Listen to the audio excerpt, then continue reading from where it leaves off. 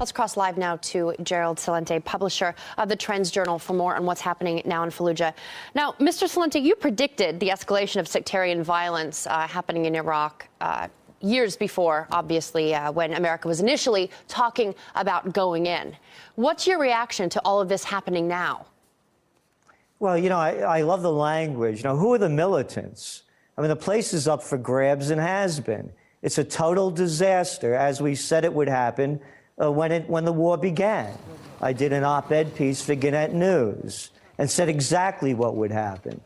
And then you look at the lies, one on top of another. We heard from Colin Powell, how at the UN, when he said that we know where the 500 tons of chemical agents are. And so did Donald Rumsfeld in the lead up to it. No doubt we know where the weapons of mass destruction are, and there weren't any.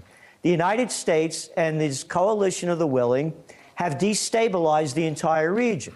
This isn't just about Iraq. Let us not forget the Libyan humanitarian mission, or better yet, the time-limited, scope-limited kinetic action started by Sarkozy, Cameron, and Obama.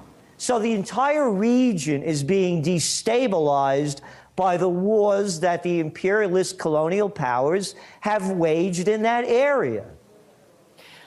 Okay, let's look at Iraq specifically. The capture of Fallujah and the declaration of an Islamic State so close to the country's capital.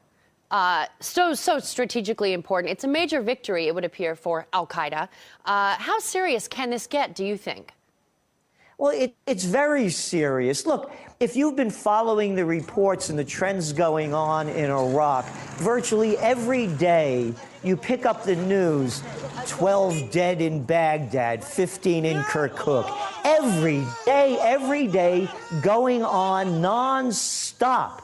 And again, you go back to the lies by Vice President Dick Cheney at the time, back in a year after the war began. He said the Iraq war is behind us. Quote, you listen to the General Ordinero, who was the major general running the show at the time. Back in a year after the war began, he said, we have 6 to 12 months for the end of the insurgency. It's one lie being told to the people after the next. So when the whole situation blows up now, as it has, all of a sudden they said, how did this happen?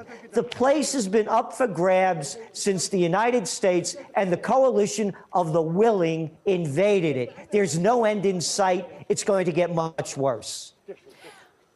Given what you may be looking at from your standpoint, given the bitter fighting to maintain control of Fallujah, what chance do you think local residents could have there on the ground of fighting off these militants?